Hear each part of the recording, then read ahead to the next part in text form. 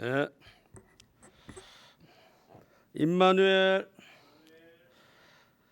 자, 새해 두 번째로 만나는 것 같습니다. 새해가 되면 항상 기대를 걸고 또 소망을 가지고 시작하려고 하는데, 그것은 특별히 지난 해가 너무나 힘들었고 그리고 어려웠던 시기였기 때문에 더욱 그런지 모릅니다. 또 희망적이게도 코로나 바이러스를 이제 예방할 수 있는 백신이다, 또 치료할 수 있는 치료제다 하는 얘기가 나오고 있어서 그나마 희망인데, 또 그런가 하면 인간의 지식이 얼마나 쓸모없는가를 또한 가르치기 위함인지 아직 제대로 지금 사람들에게 주입되고 전에 변형된 바이러스가 나온다 해서 사람의 지식을 놀리는 듯한 이 같은 일도 또한 함께 일어나고 있어서 또 우려가 되고 있습니다. 혹시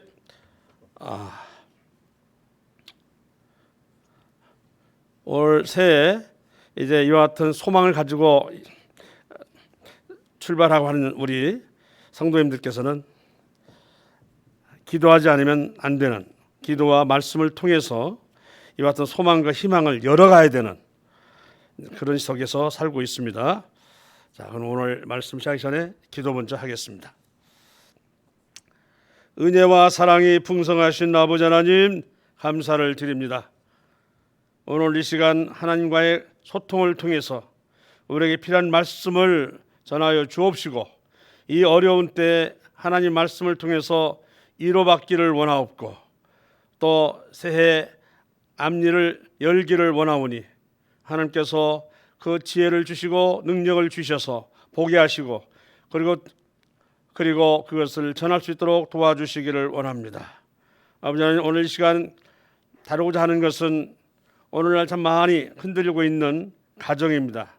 가정의 소중함에 대해서 다시 한번 얘기를 나누기를 원합니다.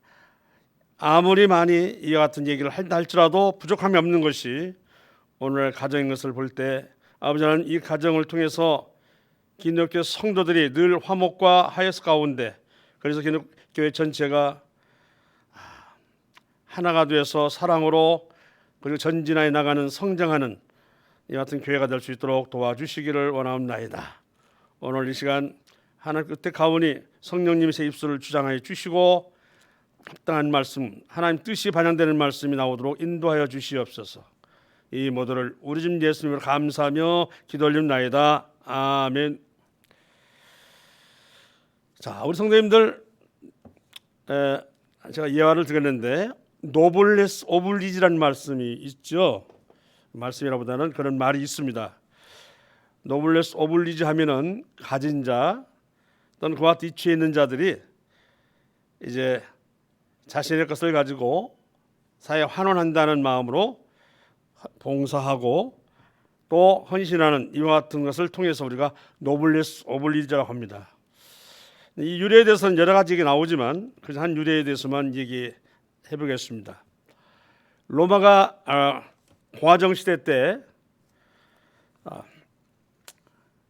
엄청난 시련을 겪게 되는데, 이는 카르타고의 불세출의 영웅 한니발이라고 하는 한니발 바르카가 북아프리카를 휩쓸고 이제 로마로까지 와서 로마를 점령하려고 하는 이것이 이제 로마에게는 큰 일이었습니다.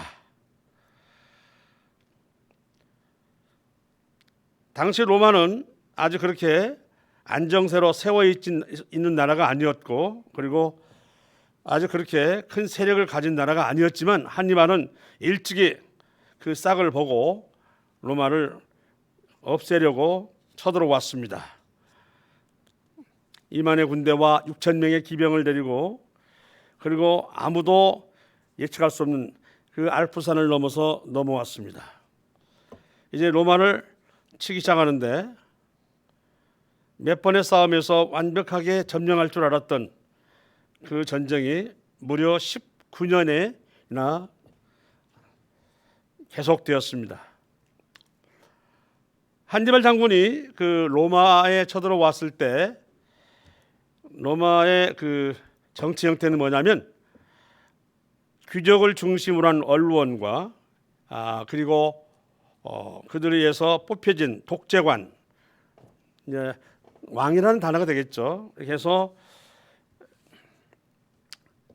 오늘 말하면 다소결의 원칙에서 다스려져가는 그러한 시대에 있었는데요. 19년간에 걸친 이 싸움에서 로마는 굉장히 피폐를 했지만 망하지는 않았습니다. 참 놀라운 것은 19년 동안 연전연패하면 그 어떤 나라도 살아남을 수가 없는데 로마는 살아남았어요. 처음 한니발이 로마를 쳤을 때 로마를 대표하는 가문이 50개 가문이 있었습니다. 그 50개 가문이 이제 자신들의 재산을 내고 자신의 사병과 하인과 또 그리고 로마 시민을 이렇게 모아서 싸우는데요. 19년의 전투가 끝나고 보니까 무려 40개의 가문이 사라졌습니다. 귀족이었던 40개의 가문은 로마를 지키기 위해서 자신의 사제를 털어서 또는 사병을 내놓고 이렇게 해서 로마를 지키기 위해서 싸우다가 사라져간 바로 그러한 희생자들입니다. 그들이 있었기에 로마가 굳건하게 이제 토대를 세우게 되었고 그리고 근 8,900년을 유지할 수 있는 나라가 되었다고 합니다. 그 귀족의 가문들이 스스로 전쟁에 나아가서 싸우고 죽고 또는 가산에 탕진할 정도로 거기에 쏟아붓고 이렇게 해서 로마를 건졌는데 그때 나오는 말이 노블레스 오블리지라는 말이 있다고 합니다. 이것은 우리 사회에서도 필요하겠지만 이와 같은 헌신과 희생은 가정에서도 필요합니다. 당시 19년에 걸쳐서 마지막 독재관은 파비우스라는 사람인데 연전연패해가지고 돌아오는 장수를 그는 자신의 이신을 위해서 그를 벌하려고 할 수도 있겠지만은 놀랍게도 전 시민을 동원해서 그를 환영했습니다. 연전연패를 했지만 로마가 점령당할 정도로 그렇게 절망적으로 진 것은 아니었고 전력상으로는 질 수밖에 없는 싸움인데 그렇게 한니발을 힘들게 만들고 오랜 기간에 걸쳐 지치게 만들었다고 하는 것. 그래서 결국은 로마가 이제 스키피오라고 하는 사람이 카르타고를 쳐들어감으로 인해서 한니발이 놀래가지고 이제 자기의 나라로 돌아가는 그렇게 해서 서서히 한니발의 세력이 꺾이게 되는데요. 이런 연전연패했지만 그러나 그러한 장수까지도 그 독재관과 시민들은 환영을 했고 열렬하게 그에게 사랑을 전했다고 합니다. 이런 것들이 우리가 참 영적으로는 좀 문제가 많은 로마이지만 그러나 세계사에서는 빠뜨리고는 말할 수 없는 로마라고 하는 나라가 그렇게 세워졌다고 합니다. 오늘날 이 코로나 바이러스 이로 인해서 내일 일을 장담할 수 없고 그리고 사람들이 자유롭게 또는 마음대로 이렇게 활동하고 움직일 수 있는 이와 같은 일들이 이제 많이 제약을 받음으로 인해서 어려움 가운데 처해 있습니다. 그러다 보니 교회에서도 이제 예배당 안에서 예배를 드려야 하는 일도 오늘날처럼 가정에서 드려야 되는 이런 어려움을 겪고 있습니다. 이름하여 비대면 예배라고 이렇게 말하고 있는데요. 그러다 보니 자연스럽게 가정이 중심이 될 수밖에 없게 되었습니다. 가정은 많은 사람들이 뭐 작은 천국이다 이런 말도 하는데 오늘날 있어서 이 비대면 시대에 있어서 가정은 신앙의 말단이 아니라 오히려 전초기지가 되고 있다고 하는 것. 그래서 이 가정이 굳건히 세워져야만 결국 흩어져 있는 성도들이 다시 만날 때 서로 든든하고 당당하게 이렇게 한 공동체의 모습으로 만날 수 있다고 하는 것입니다. 자, 가정은 먼저 남자와 여자가 만나는 데서 출발하죠. 가정의 핵심은 누가 뭐래도 부부입니다. 우리가 알다시피 창세기에 2장에 나오는 사람이 독처하는 것이 마땅치 않으니 그랬어요. 그래서 그를 위해서 돕는 배필을 지으신다고 이렇게 말씀하셨고, 또 그 2장에 남자가 부모를 떠나서 아내와 연합해서 둘이 한 몸을 이루리라고 이렇게 말씀하고 있던, 이것이 바로 가정의 토대가 되고 있습니다. 사단은 그리스도인들을 어떻게든 넘어뜨리며 말살하려고 하는, 진멸하려고 하는 그러한 목표를 가지고 있습니다. 그런 속에서 흔들기 쉬운 것 중에 하나는 뭐냐면 가정을 흔드는 것입니다.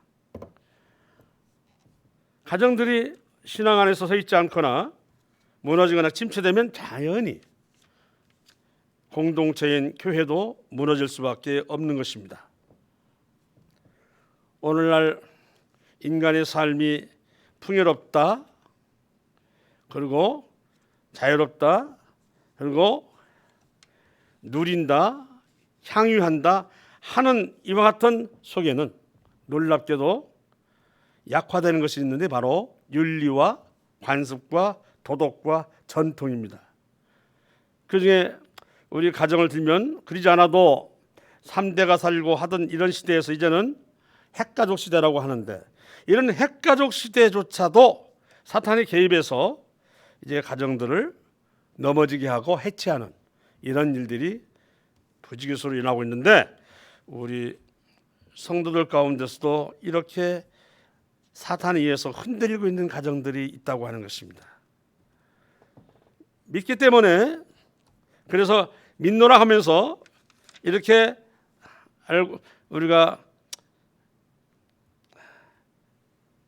안심하고 있긴 하지만, 그러나 생각보다는 흔들리고 있는 가정들, 그리고 갈등과 분란이 일으킨 가정들이 또 적지 않게 있다고 하는 것이 현실이기도 합니다. 작년에 이어서 올해도 가정을 주제로 삼을 수밖에 없었던 이유는 가정에 살아야 교회도 산다고 하는 이 외에도 사회가 살죠. 가정이 흔들고 나서야 어떻게 사회가 유지되겠습니까? 이런 면에서 일단 가정에 있어서 그 점을 다시 한번 강조하면서 이제 실천해가는, 흔들리고 있는 가정, 분란의 가정, 아니 안정되어 있는 가정이라 할지라도 마찬가지입니다. 언제든지 사단은 우리를 흔들기 때문에, 그래서 이 가정이 든든히 세워져 갈 수 있도록, 그래서는 화목하게 해두고 화해할 수 있는 이런 것들이 있어야 된다고 하는 것입니다.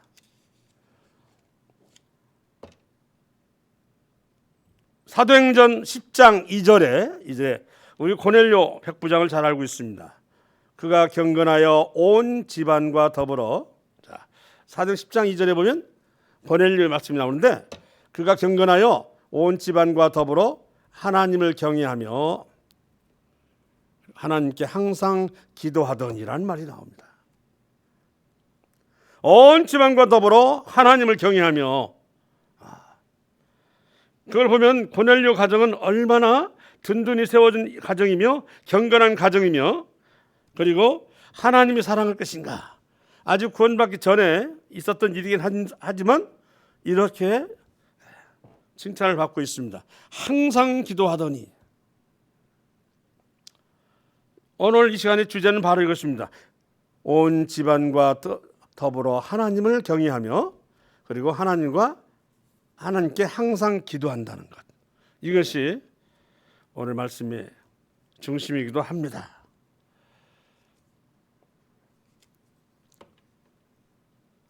에베소서 4장 12절에, 에베소서 4장 12절에는 어떻게 가정을 말씀하고 있는 거 아니? 모든 겸손과 온유로 하고 오래 참음으로 사랑 가운데서 서로 용납하고라고 되어 있습니다. 독처하는 것이 좋지 못하다라고 말씀하신 이유는 그게 형제든 자매든 자신은 온전하다고 생각하는 이와 같은 것에 대해서 하나님은 그렇지 않다라고 말씀하고 있는 것입니다. 둘에 비해서 내가 좀 나을 수는 있을지 모르지만 그러나 하나님 입장에서는 둘 다 혼자 있는 것은 좋지 못하니 그래서 남자와 여자가 만나서 둘이 하나가 될지어다라고 말씀하고 있습니다. 하나님께서는 자신에 대해서 얼마나 평가하는 건 중요하지 않습니다. 그리 둘이 모여서 한 몸이 됐을 때 한 몸이라고 하는 것은 온전하다는 뜻을 가지고 있는 것입니다. 그러니까 하나가 되지 못했던 것은 사실상 보면 온전한 몸이 아니라는 것이죠. 그래도 불구하고 가정에서 나는 온전한데 상대가 온전하지 않은 것처럼 이렇게 생각하는 것이 있음으로 인해서 갈등이 일어나기도 합니다. 내게 없는 것은 상대가, 즉 남편이 없는 것은 아내가, 아내에게 또 부족한 남편이 서로 그것을 채워가면서 보충해가면서 이래서 한 몸을 이루려고 했는데도 불구하고 오늘날 이 세상에 퍼져 있는 자기를 사랑하는 그 마음이 자기를 우쭐거리게 하고 이제 가정에서조차도 자칫하면 자신이 말이 곧 법이요 자신 한 것이 항상 옳은 걸로 착각하는 이 일로 해서 그래서 부부간의 갈등이 일어나고 또 자식들 간에 또 분란이 일어나는 것을 많이 봅니다.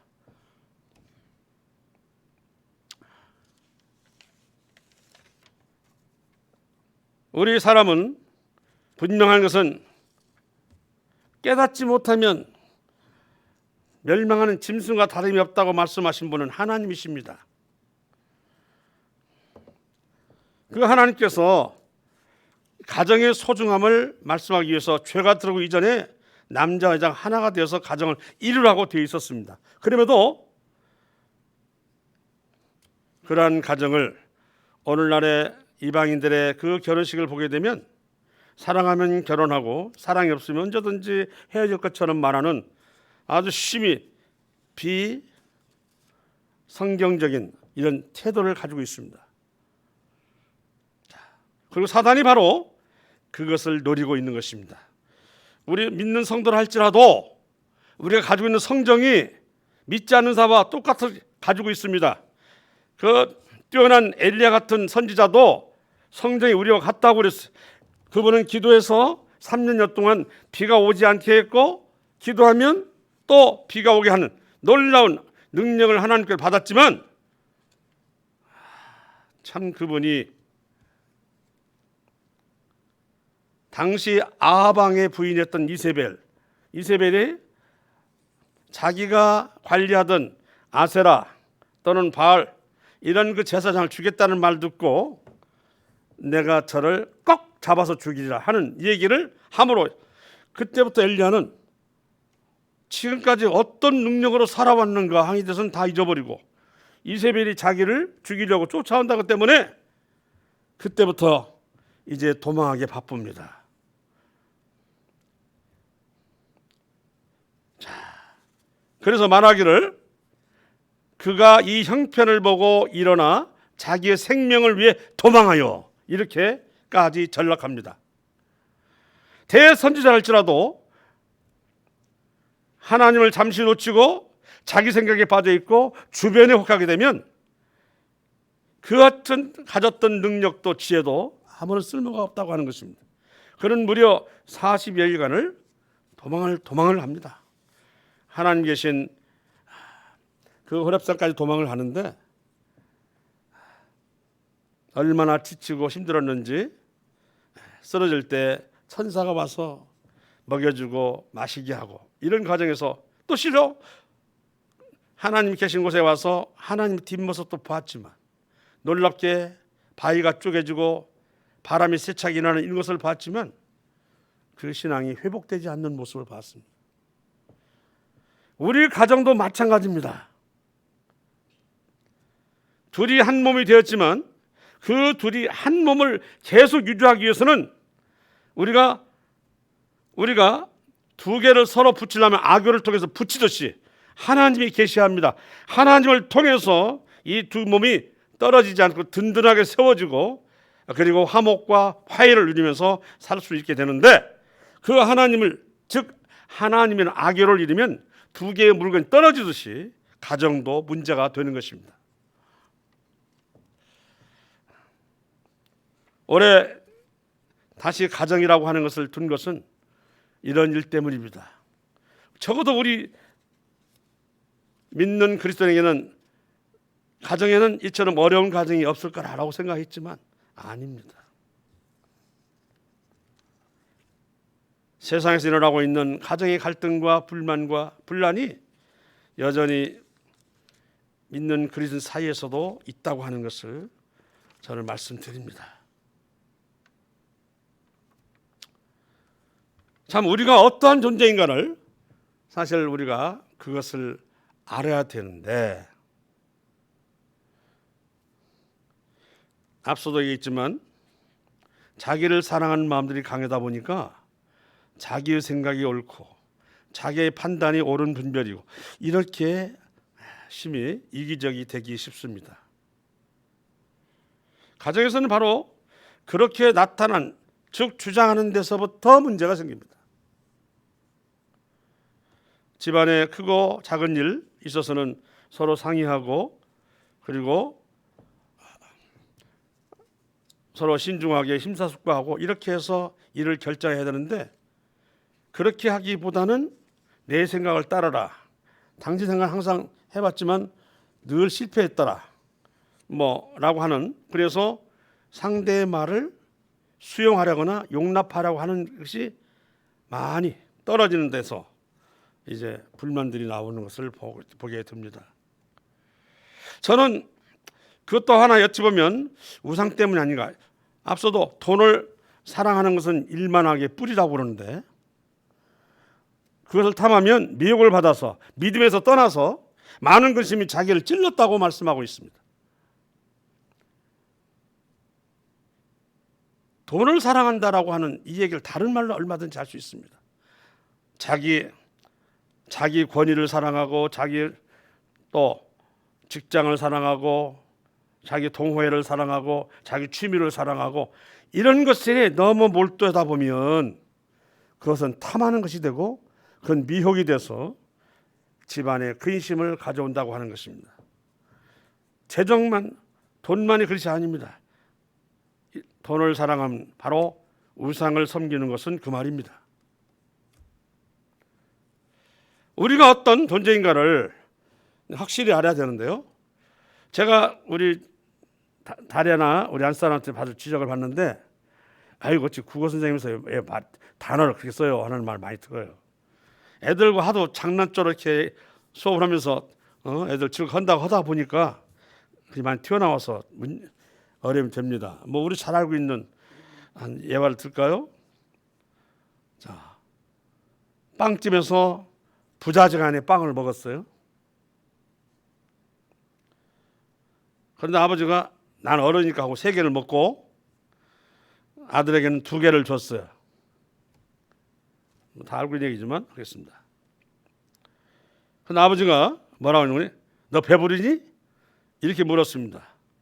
그러자 특명스럽게 많이 알고 있는 내용이죠. 2개 먹고 배부르면 3개 먹으면 배 터질 것 같네. 이 말을 재밌어라 할 수 있는 말 같지만 이 말 속에는 여러 가지 참 듣기에 따라서는 기분이 나쁠 일이 있습니다. 너 배부르니? 그러자도 아빠가 돼가지고 그냥 자식을 사랑하는 없이 그냥 혼자 하나 더 먹고 하는 것도 지금 있었는데 겨우 2개 먹고 했는데 불구하고 배부르니 하는 것은 더 이상 먹지 말자. 돈을 아끼자는 얘기인가? 자식이 먹는 것에 대해서 그렇게 아까운가? 이렇게 여러 가지 생각이 제대로 된 답은 뭐냐면 더 먹고 싶니?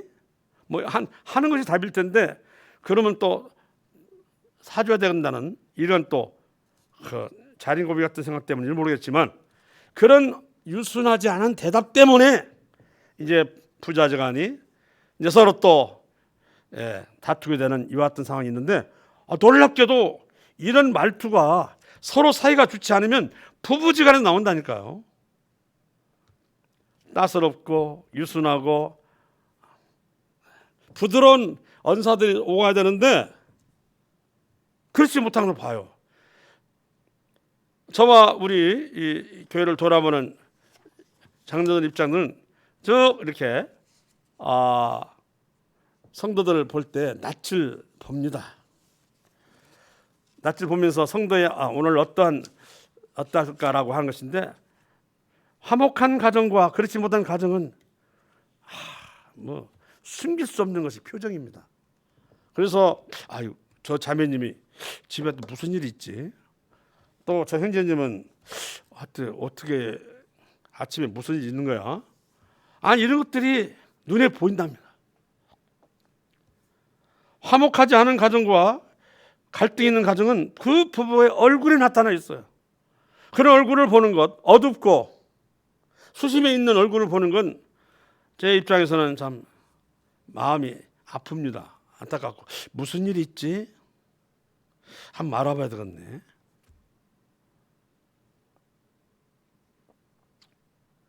이제 저는 또 다른 일보다도 뭐 소그룹 활동하는데 자주 빠질 때 얼굴이 수심이 차 있고 어두운데 소그룹도 잘 참석하지 않으면 이건 분명히 문제가 있구나 막 이렇게 살피게 됩니다. 그래서 이 성도의 표정을 통해서도 제 또 기분이 왔다 갔다 하기도 해요. 밝은 웃음으로 서로 인사하고 나누고 하는 이런 분이 많으면 마음도 저도 좋은데 아까 말했던 그렇게 어둡고 수심이 찬 모습의 성도님을 뵈면은 정말 제 마음도 어둡습니다. 참 그걸 봅니다. 그것은 아무리 감출해도 감출 수 없는 것이 바로 사람의 표정이고 사람의 심령입니다. 우리가 대충은 사람들을 어느 정도는 이렇게 보면서 어떠한 상태인가를 알 수 있잖아요. 그런데 그러한 부부들이 또는 그런 가정들이 늘어나면 저 청년은 왜 저렇게 청년부 활동에 열심히 하지 않고 그런데 그 행동이 안정되지 못하고 불안정한 그 정서 불안 같은 느껴지는 이러한 그 청년들도 있어요.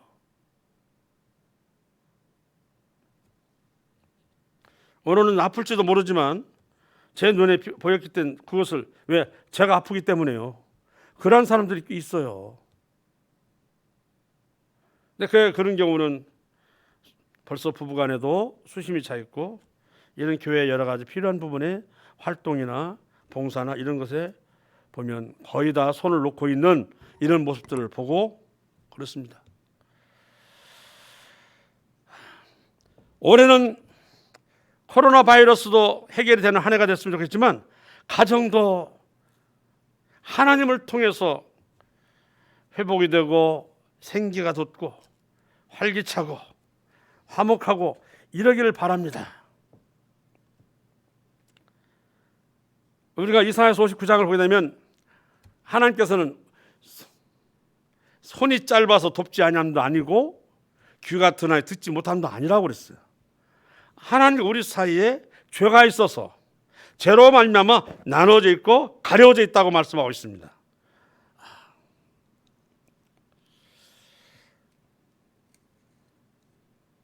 가정도 마찬가지입니다. 그런 죄가 있다면 부부간에도 가려질 수밖에 없고 부모와 자식 간에도 가려질 수밖에 없습니다. 하나님과 인생과의 관계만 말씀하는 게 아니고 인생들 사이에서도 이렇게 가려지고 나누어질 수가 있다는 것입니다. 그 틈을 가장 잘 이용하는 것은 당연히 사탄입니다. 송사하죠. 정죄하고 참 이와 같은 것을 보면서 어떻게 하면 올 한 해 이런 어려운 환경이긴 하지만 믿는 그리스도인이 살아날 수 있을까 하는 것에 많이 고민이 되고 기도가 되고 있습니다.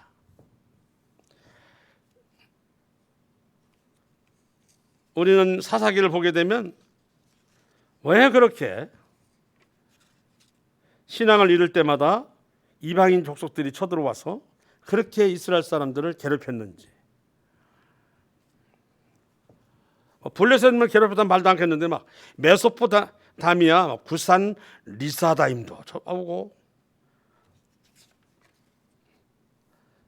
이런 그 이방족도 쳐들어오고 막 그렇습니다. 우리 안에 있는 그 신앙이 약해질 때 이와 같은 요소들이 우리 안에 들어옵니다.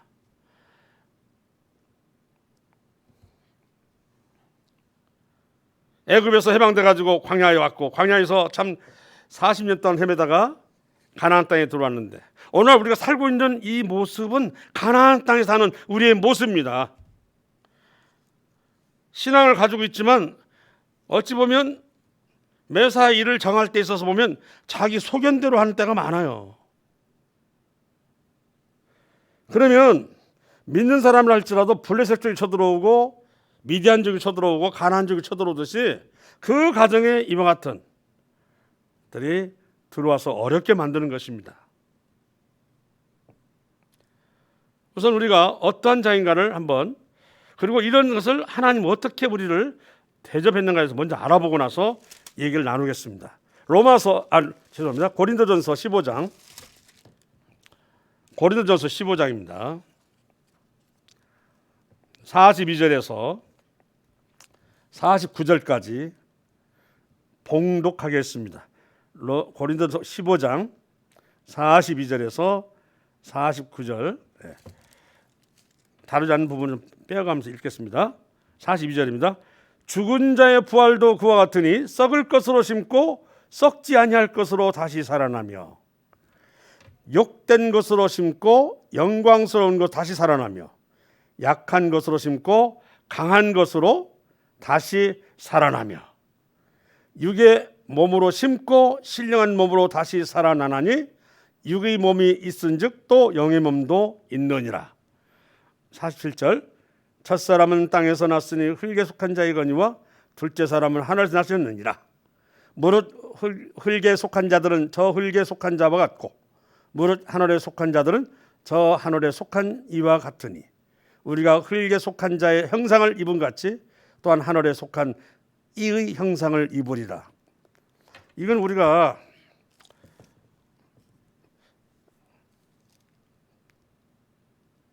비록 육신이 죽는다 할지라도 때가 되면 부활해서 영광스러운 몸이 된다고 하는 것을 말해주는, 우리에게는 참 위로의 장이고 소망의 장입니다. 죽은 자의 부활도 이와 같으니라고, 썩을 것으로 심고 썩지 아니할 것으로 다시 살아나며, 이런 부분에 대해서 한번 생각해 보시기 바랍니다. 우리는 썩을 것입니다. 죽으면 한 줌의 흙으로 돌아가는 썩을 존재예요. 이 속에는 감정도 정서도 마찬가지예요. 하나님 보시기에 인생은 그렇게 쓸모있고 유익한 존재가 아닙니다. 그런데 뭐라고 말씀하시냐면 썩지 않을 것으로 심는데요. 그때는 늙은 몸이 이제 정정한 몸으로, 병든 몸이 건강한 몸으로, 또 불구가 온전한 몸으로, 화상 입은도 원래의 몸으로 이렇게 해서 부활한다고 그럽니다. 그러나 썩을 것으로 심고, 하나님은 우리를 당신 눈에 차지 않는다 할지라도 그를 십자가를 통해서 구원받는 그를 썩지 않을 것으로 이렇게 사랑하게 하신다고 했습니다.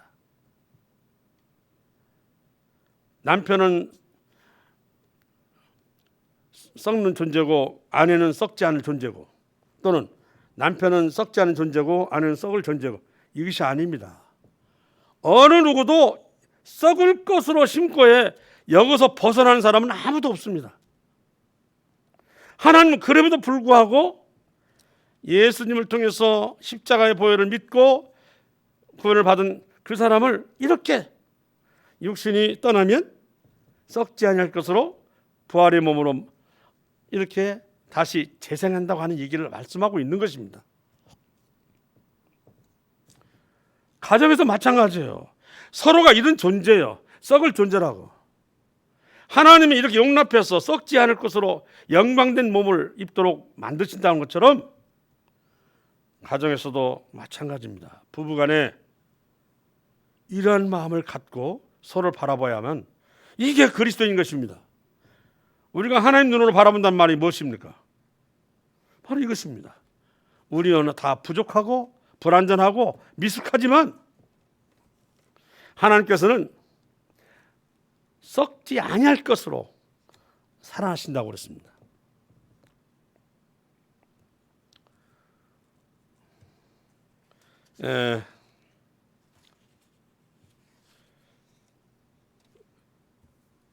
시편 113편입니까? 가난한 자를 먼지더미에서 건지시고 궁핍한 자를 거름더미에서 구하여서 지도자와 함께 앉게 하느니라. 우리가 이런 놀라운 신분이 된 것, 왕 같은 제자인 것은 바로 그것입니다. 실은 그 전에 거름더미 같고 먼지더미 같은 존재였는데 거기서 일으키시고 세우셔서 지도자와 같은 그런 자리에 앉게 하셨다고 하신 것입니다. 참으로 어찌 보면 예수 그리스도의 죄사함을 믿었던 것이지만 굉장한 땡 잡은 사람들입니다. 자, 두 번째 보겠습니다. 욕된 것으로 심고 영광스러워 다시 살아나며.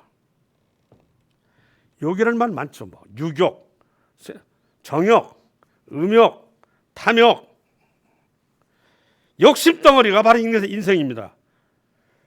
그걸 보면 절대로 이런 사람을 신령한 몸으로 만들 수가 없잖아요.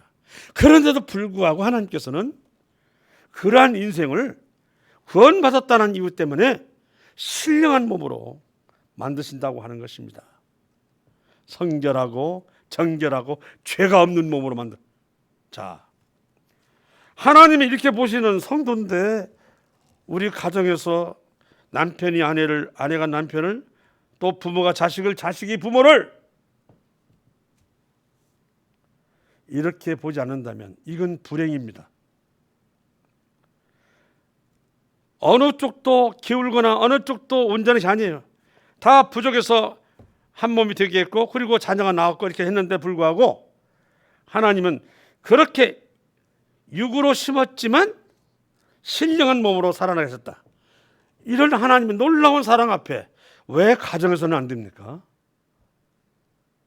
왜 가정에서는 그렇게 용납하지 않습니까? 왜 가정에서는 그것이 왜 인정되지 않습니까? 이는 바로 하나님보다 높아져 있기 때문입니다. 하나님보다 높아졌기 때문에 자신은 욕심이 없는 자인데 상대는 욕심덩어리고 자기는 신령한 몸인데 상대는 욕심으로 가득 찬 존재고 이렇게 보는 것. 이것이 바로 사탄의 눈으로 바라보는 입장입니다. 사탄이 그랬거든요. 이름하여 교만이라고 하는 것인데 가정의 재정을 책임진다고 해서 그게 다 모든 것에 다 황제권을 누린다는 것이 아닙니다. 그렇게 가정을 돌아보게 만든 것도 하나님이시기 때문입니다. 마찬가지로 가정에 많은 일이 있음에도 물론 힘들긴 하지만 그것이 너무나 힘들다고 해서 남편에 대해서 불만으로 불평으로 나타나는 이것들이 또 계속 늘 있다면 이 또한 문제인 겁니다. 일단 우리 자신이 어떤 존재인가를 알면 이렇게 하나님은 이런 사람을 썩지 아니할 것으로 신령한 몸으로 이렇게 해 주셨는데 가정에서는 왜 그렇게 인정하지 않나? 그것이 바로 신앙적인 그 정도가 문제가 생긴 것입니다. 또 뭐라고 되어 있습니까? 약한 것으로 심고 강한 것으로 다시 살아난다고 돼요. 사실 인간처럼 약한 존재가 없어요.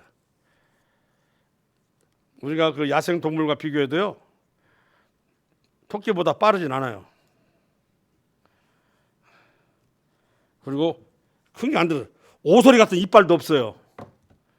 그냥 저항할 수 있는 무기도 없다고. 사람은 7살, 아니 10살이 돼도 제 몸을 혼자 방어를 못해요. 초식동물은 태어나기 무섭게 일어납니다. 뜁니다. 우리가 육체적으로 말하면 인간만큼 약한 존재가 어디 있습니까? 생로병사를 다 한 몸에 받고 사는 것이 인생입니다. 그런데 하나님께서는 늙고 병들고 시들고 죽을 수밖에 없는 이 인생을 어떻게 하냐면 강한 것으로, 죽지 않고 아프지 않고 고통하지 않고 애통하지 않고 놀라운 존재로 인정하시는 겁니다. 그런데 왜 우리는 가정에서 그것을 인정하지 않습니까? 하나님께서 이렇게 부족하고 이렇게 미흡한 인생을 이처럼 대우를 하시는데 어찌해서 우리는 가정에서 이와 같은 하나님 말씀을 잊어버리고 자기 생각만 하십니까?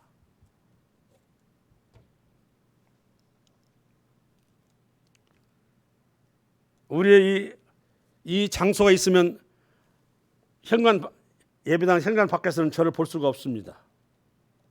주차장에서 더군다나 볼 수가 없죠. 참으로 모든 것이 막혀있는 저지만 제가 부활하면 이게 무슨 소리예요? 아무런 장애가 안 됩니다. 시간과 공간도 초월하는 이렇게 하시는 분이 하나님이신데 왜 가정에서는 그런 귀한 존재를 그렇게 여기지 않습니까? 그리고 자기는 신령스럽고 자기는 영광스러운 이렇게 착각에 빠져 있습니까?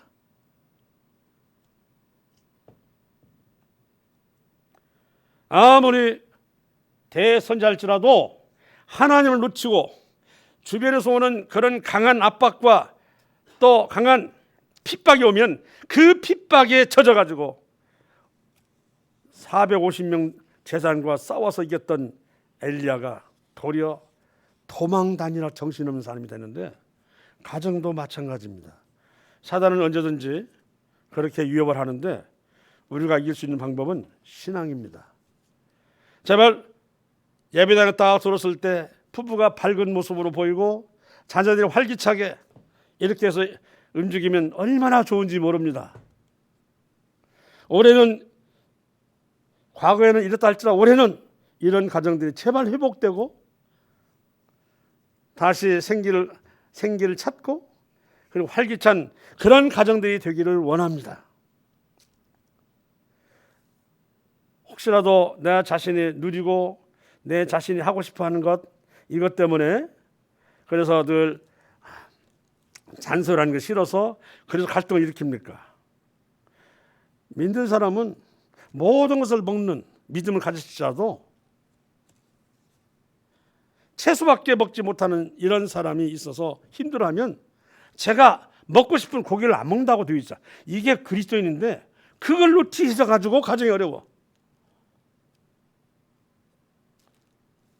하나님 믿는다고 하면서 하나도 말씀에 어떤 것도 그냥 되게 보지도 않겠죠. 근데 보려고 해도 들어오지 않겠죠.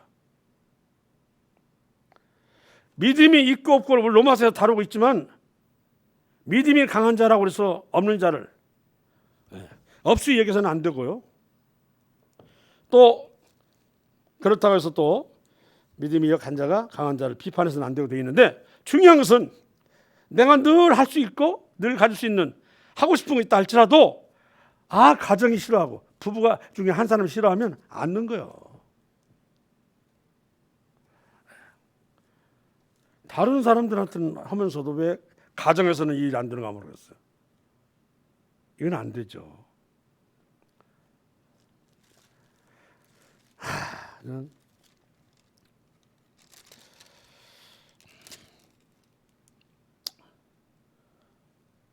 저는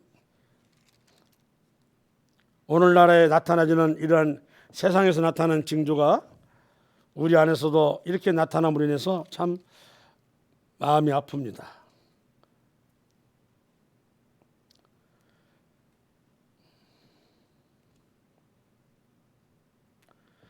로마서 14장 10절에는 내가 어찌하여 내 형제를 비판하느냐, 어찌하여 내 형제를 업신여기느냐, 우리가 다 하나님의 심판대 앞에 서리라. 이 부부간에 또는 부모와 자식 간에 나타나는 이 어려움의 원인 제공과 어렵게 하는 이와 같은 과정 가운데 있다면 다 하나님의 심판대에서 질책을 받을 수밖에 없습니다. 왜 너는 부부가 살면서 화목하지 못하냐? 어떻게 둘이 항상 그렇게 다툼이 사냐?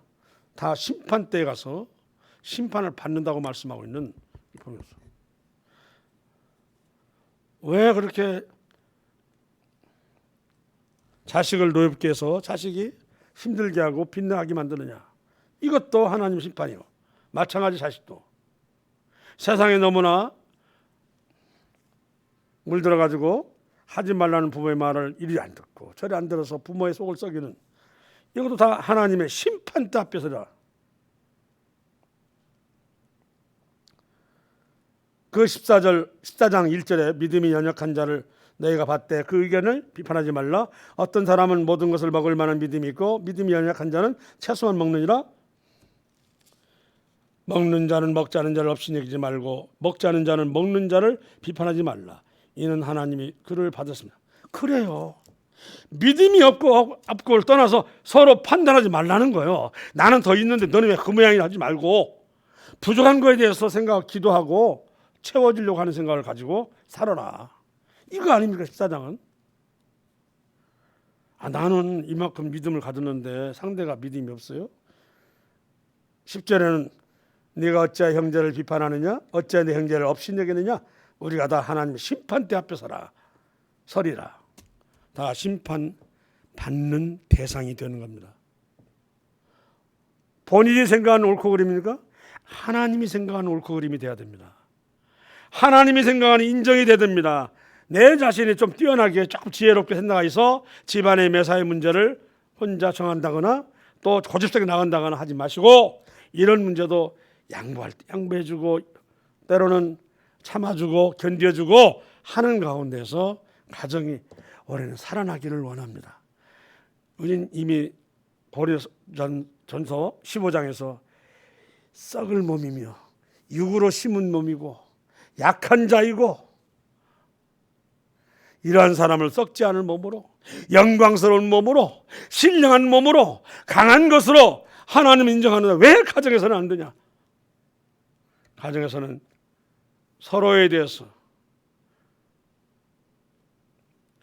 비판도 하지 마시고 업신여기지도 마시고, 그리고 서로 있는 대로 족하면서 내려놓고 상의하시고 사십시오. 부부가 또 부모와 자식을. 그래서 올해는 다 회복되기를 원합니다.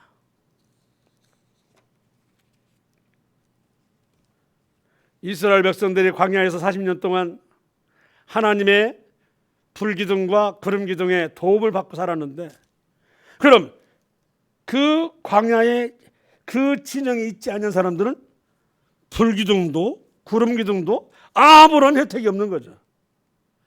내가 말씀 그리스도로 하면서 정작 하나님을 붙잡지도 아니하고 섬기지도 아니하고, 그래서 내가 하고 있는 일에 열중하고 내 직장이 최고며 내가 하는 이 취미가 좋고 내가 하는 이 동호회가 놓지 못할 아주, 그래가지고 그것이 딱 부딪히면 예배는 다음에, 집회는 다음에, 이쪽에 쏠리는, 이것은 그런 사람에게는 하나님께서는 불기둥이 될 수도 없고 구름기둥 될 수 없어서 그가 무리 가운데 떨어져 나온 것 같아서 언제든지 사단에 참여한다고 하는 그런 교훈에 걸리는 것입니다.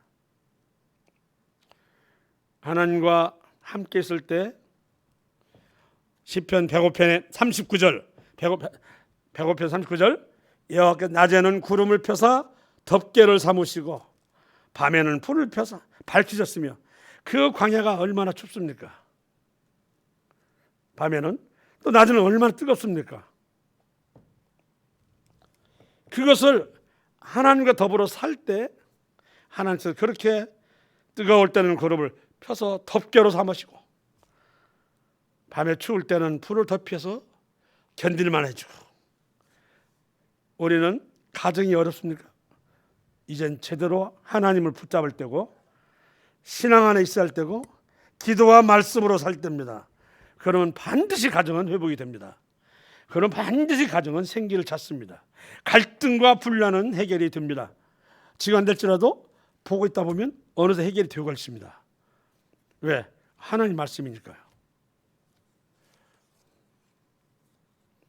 모든 겸손과 온유로 하고 오래 참음으로 부부지간에 가정은 참을성이 없으면 가정은 망해버려요.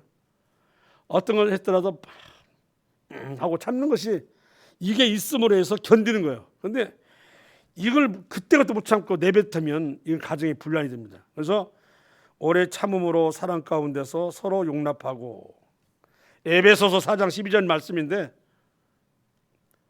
겸손과 온유로 하고 아버지가 이악스럽게 3개 먹고 자식 2개 주니까 자식이 배부르니?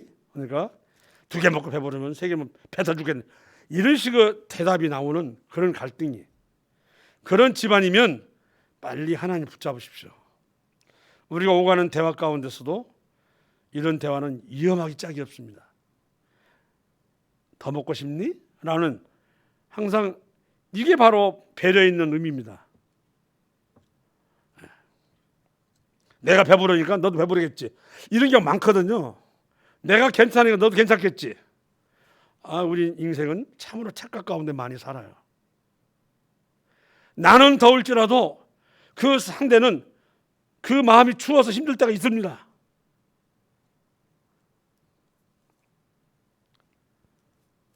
그러한 것을 바로바로 알아챌 수 있는 것은 서로가 사이가 좋을 때인데 사이가 좋지 않으면 아팠는지 어떤지 몰라. 그것이 또 병이 돼야 그것이 또한 불만이 되고 하는 것들이 있습니다. 예배당에 들어올 때 밝은 모습으로 활기찬 모습으로 들어오는 부부가 됐으면 좋겠고 자녀가 됐으면 좋겠어요. 그 자녀들이 정서불안을 일으키지 않고 정말 당당하게 이렇게 교회 생활을 할 수 있는, 그래서 봉사도 하고 헌신도 하고 사귀고 모이는 이러한 자녀가 됐으면 좋겠어요. 부부가 흔들리면 자식이 정서불안이 됩니다.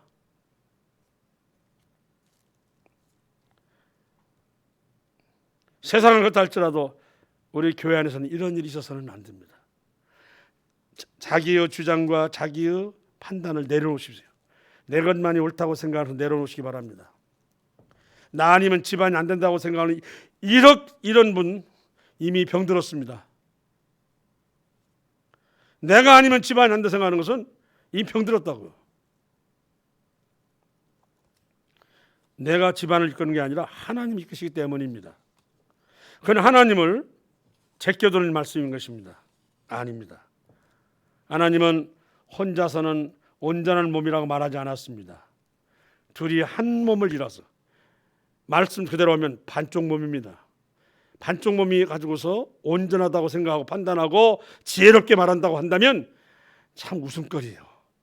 그래서 하나님 말씀을 온전히 우리가 섬기고 믿는 나로서 가정이 화목하고, 그래서 가정에서 꽃이 피는 이와 같은 한 해가 됐으면 좋겠다 하는 생각을 갖습니다. 때는 제가 또 제 말씀 가운데서 상처를 입고 또 상심할 수도 있을지도 모르는데 죄송합니다. 그러나 저는 성경 말씀대로 하겠습니다. 가정이 화목하지 못한 것은 신앙과 관련이 있습니다. 서로 갈등을 일으키고 다투는 것은 여기에는 더 이상 하나님이 없기 때문입니다. 바로 엎드려 할 때입니다. 코로나 바이러스가 중요한 게 아니고 바로 가정에서 하나님 있고 없고 하는 이것이 문제가 되는 것입니다. 그래서 새해에는 하나님 온전히 붙잡음으로 이런 여러한 가정적인 문제, 나의 소소한 문제들이 해결되는 한 해가 되었으면 좋겠습니다. 그리고 코로나 바이러스는 우리가 끊임없이 기도해야만 합니다. 지난 한 해 하나님께서 우리 기독교를 잘 보여주셨습니다. 지밀한 자의 은밀한 곳에서 거하는 자는 복이 있다 했는데 우리가 그분의 복 있는 자가 되었습니다. 지존자가 우리의 피난처가 되었기 때문에 한 해를 견뎠습니다. 올해도 또 한 해 견디기를 원합니다. 교회가 그래서 온전히 신앙활동이 이루어지기를 원합니다. 때로는 병들어 죽는다 할지라도 그것은 성도에게는 실패가 아닙니다. 누구에게나 오는 자연적인 현상인데 빨리 죽을 수, 또 병으로 죽을 수 있고, 한데 문제는 그런 데서도 낙심하지 않는 것이죠. 왜 우리는 죽었다면 썩지 않을 몸이 될 것이고 강한 몸이 될 것이고 영광 몸으로스러운 몸이 될 것이며 또는 신령스러운 몸이 될 우리 존재이기 때문에 그것이 또한 우리를 옥죄거나 그렇게 고통스럽게 잡지를 못합니다. 그러나 우리가 할 수 있는 데까지 조심하고 신중하고 삼가함으로 교회를 위하는 것 좋습니다. 그런데 내가 가지고 있는 것, 내가 지니고 있는 것, 직장 이것이 교회 때문에 어려움될까 봐 라고 생각하는 그 마음은 결코 하나님께서 받지 않으십니다. 이건 몇 번이고 말씀드립니다. 그렇다면 그는 이미 돈을 사랑하면 일만하게 뿌리 가운데 있는 자입니다. 하나님보다 더 사랑하기 때문에 돈에 누가 해가 된다면 놓겠다는 뜻이나 마찬가지입니다. 생각을 바꾸시고 가정에서든 그래서 우리가 예배드릴 때 예배를 드리십시오. 지난번 우리가 사진으로 이렇게 예배 장면을 올려봤더니 많은 사람들이 빠졌어요. 여러 가지 이유가 있긴 있었습니다만 제발 그러지 마십시오. 한 번 빠져 두 번 빠지는 게 아닙니다. 이는 바로 올해 가정이라는 주제를 가지고 있는 가정 자체도 어려워집니다. 아니면 어려움이 처해 있거나요. 어려움 가운데 있어서 더 그런지 모르겠습니다만 그럴수록 더욱 예배에 참석하시고 성도 간의 만남을 가지시기 바라겠습니다. 예. 다시 한번 마저 뵙겠습니다. 모든 겸손과 온유로 하고 오래 참음으로 사랑 가운데 서로 용납하고 하는 에베소 4장 12절 말씀과 우리 교회 너의 모든 일을 사랑으로 행하라 고린도전서 16장 14절 말씀으로 한 해 살기를 바랍니다. 이상으로 마치고 바로 기도하고 마치겠습니다. 은혜와 사랑이 풍성하신 아버지 하나님 감사를 드립니다. 하나님께서 우리 어떤 일이 문제이고 또 어떠한 일이 해결할 것인가를 가르쳐 주시고 또 그걸 다루게 하시고 그걸 또 알게 하옵시니 감사를 드립니다. 아버지 하나님 세상은 더 이상 좋아지지 않다 할지라도 우리 그리스도인의 삶은 든든히 서가야 되며 흔들리지 않아야 되며 그리고 하나님의 중심적인 삶이 무너져서는 안 됩니다. 올 한 해의 가정이 살고 그래서 교회가 살고 결과적으로 교회가 든든히 서가는 가운데 기도함으로 세상이 사는 이런 말씀대로 되어지기를 원합니다. 아버지 하나님 어려운 가정들 개입하시고 간섭하셔서 해결해 주시고 고쳐주시고 하나 되게 하시고 하나님이 용납한 모든 것은 가정에서도 용납할 수 있도록 도와주시고 하나님 인정하는 그것은 가정에서도 인정하게 해주셔서 가정의 화목이 그대로 교회에 전달이 되므로 교회에서도 계속해서 기쁨과 즐거움 희락이 넘치도록 도우시며 든든히 서갈 수 있도록 도와주시기를 원합니다. 이 모두를 우리 주님 예수님으로 감사하며 기도합니다. 아멘.